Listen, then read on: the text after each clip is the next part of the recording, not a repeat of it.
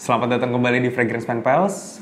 Balik lagi sama gue Andaru, dan kali ini gue bakal ngebahas satu buah parfum yang cukup dibilang kurang terkenal kalau dibanding sama pendahulu-pendahulunya dari House of Givenchy Gentleman.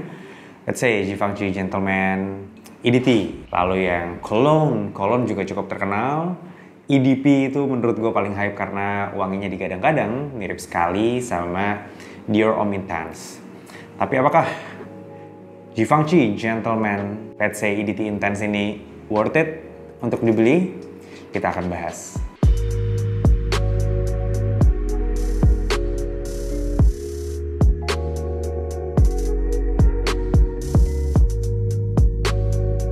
Menurut gue, parfum ini lebih worth it dibeli daripada versi EDP. Gue nggak bilang EDP itu versi yang nggak bagus. EDP itu wanginya enak banget, warm, spicy, iris.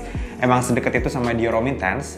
Tapi menurut gue untuk cuaca di Jakarta khususnya, Jabodetabek lah ya, dia akan lebih kepake. Kenapa? Karena dia punya twist dari freshness. Note-nya itu ada apa aja? Lo bakal dapetin basil, ada cardamom. Abis itu ada cypress, ada iris, ada kumarin atau yang wanginya tuh mirip-mirip tonkebin pada dasarnya. Jelas banget parfum ini akan lebih kepake di Jakarta khususnya karena parfum ini tuh punya profil wangi yang green, powdery, ada sweetness backgroundnya juga. Jadi menurut gue dia itu nggak setebal, sepotent, dan se-sweet dari versi EDP-nya yang notabene menurut gue akan lebih mudah dipakai di cuaca Jakarta. Kalau kita lihat di Givenchy Gentleman Intense ini, botolnya memang sudah berubah. Sebenarnya udah berubah dari yang EDP Boise. Kalau kita lihat yang mungkin botol yang vintage itu yang Gentleman Vintage itu ada keluar di tahun 1970, terus di tahun 2017 versi EDT yang terbarunya itu keluar dengan botol yang berbeda. Mulai dari EDT di 2017 yang wanginya itu ada pear iris, habis itu keluar versi EDP yang wanginya warm, spicy, vanilla, irisnya lebih tebal, mirip Dior Homme Intense, dikeluar di tahun 2018. Habis itu di 2019 itu ada Givenchy Gentleman Cologne, bisa dibilang EDT Cologne ya karena konsentrasinya EDT. Dia juga botolnya sama, wanginya itu super fresh, lemon, iris, itu kayak enak banget, musky. Habis itu di 2020 keluarlah EDP Boise yang mengawali perubahan botol dari Gentleman line ini. Lalu di 2021 keluarlah Gentleman Intense, dan di 2022 keluarlah yang terbaru, Gentleman EDP Reserve Privé. Wangi yang dominan dari parfum ini adalah cardamom, basil, dan juga iris. Jadi lu bisa bayangin ketika lu spray, lu akan nyium sesuatu yang sedikit spicy dulu awalnya. Habis itu mulai keluar kardamomnya. Lu akan familiar sama kardamomnya kalau lu pernah sniff Narciso Rodriguez Blue Noir. Kardamomnya tuh mirip banget, jadi ada hint of sedikit sweetness, ada sedikit greenness-nya juga, ada spiciness yang nggak nyegrak. Gimana ya kardamom, spiciness-nya nggak terlalu nyegrak. Lu akan familiar dengan itu kecampur sama basil dan juga cypress yang bikin parfum ini tuh memang ada sedikit kick-nya. Abis itu wanginya memang green kecampur sama iris yang bikin dia tuh ada smoothness-nya, ada classiness-nya. Dan di dry down sendiri itu ada powdery dari kumarin yang bikin parfum ini tuh memang ada kompleksitasnya, ada green-nya, tapi sweetness-nya itu in the background. Parfum ini dibuat oleh dua perfumer lagi-lagi yang mendesain wangi dari hampir satu line Gentleman, yaitu Nathalie Larson dan juga Olivier Cresp. Tapi menurut gue ada satu hal yang sangat disayangkan dari line ini, khususnya yang didesain sama dua perfumer yang menurut gue bagus banget gitu ya. Karena wanginya ini bukanlah sesuatu yang baru.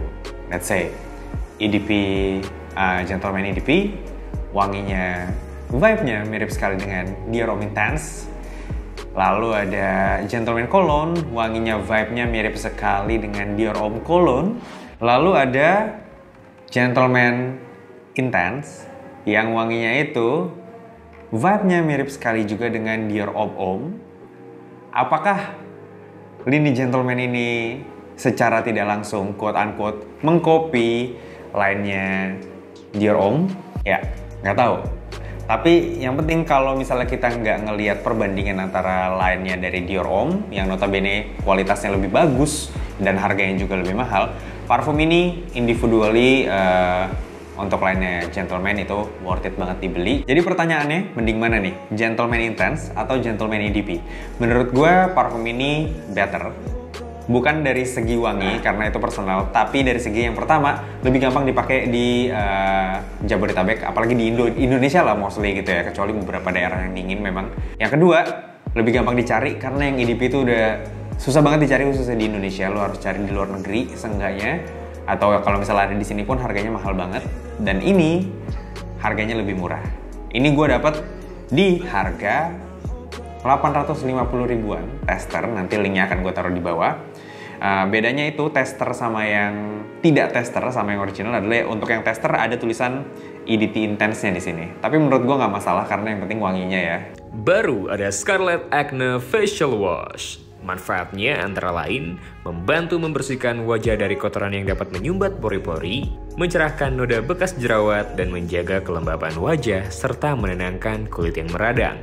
Kandungannya ada apa aja sih? Di sini ada seaweed extract yang mampu membersihkan minyak berlebih dan menghambat terjadinya hyperpigmentasi pada kulit. Ada lemon water yang mampu memudarkan flek dan juga noda-noda pasca jerawat. Ada mugwort hydrosol yang mampu menghidrasi kulit. Ada jeju rosemary yang mampu melawan bakteri penyebab jerawat. Ada vitamin C membantu meratakan warna kulit. Tea tree extract melawan bakteri penyebab jerawat. Centella asiatica, serta ada jeju aloe vera dan juga pomegranate extract mencerahkan kulit dan melindungi dari efek buruk sinar UV. Kalian bisa gunakan nih Scarlet Acne Facial Wash untuk step pertama. Nanti bisa dilanjut lagi dengan Acne Essence Toner, Acne Serum, dan juga Acne Cream Day or Night. Occasion untuk parfum ini yang paling cocok di mana sih? Menurut gue pribadi akan pakai parfum ini untuk ngedate yang pertama. Yang kedua itu gue akan pakai untuk jalan-jalan sama teman-teman malam-malam tentunya. Office pun nggak ada masalah sebenarnya karena dia punya freshness asal lo jangan overspray. Jadi di office pun dia safe banget juga.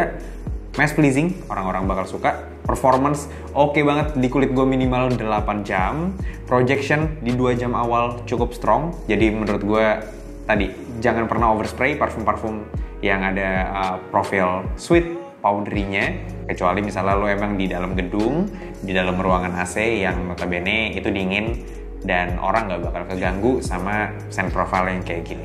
Gue bisa menganalogikan parfum ini seperti Versace Dylan Blue di antara Acqua di Gio Profumo dan Bleu de Chanel. Karena Versace Dylan Blue sendiri dibilang wanginya itu ada di tengah-tengah antara Acqua di Gio Profumo dan juga Bleu de Chanel EDT. Dia wanginya menurut gua ada di tengah-tengah di antara Givenchy Gentleman EDP dan juga Givenchy Gentleman EDT yang original, yang notabene lebih fresh, lebih fruity, dan yang EDP lebih sweet, lebih spicy, dan lebih potent. Kesimpulannya, parfum ini punya profil yang mirip juga dengan Dior Homme Intense, tapi versi lebih green, lebih fresh, lebih less slip sticky, lebih less sweet. Intinya kayak gitu. Performance oke, minimal 8 jam di kulit gue longevity, CH-nya bagus, projectionnya bagus di 2 jam awal. Jadi buat lo yang kira-kira minat sama parfum ini, linknya udah gue taruh di deskripsi, oke? Langsung beli dari link itu karena udah terjamin original dan ya akan membantu channel ini untuk grow lebih bagus lagi. Gue Andar Ciptananda pamit, sampai ketemu di episode berikutnya. Thank you for watching, bye-bye.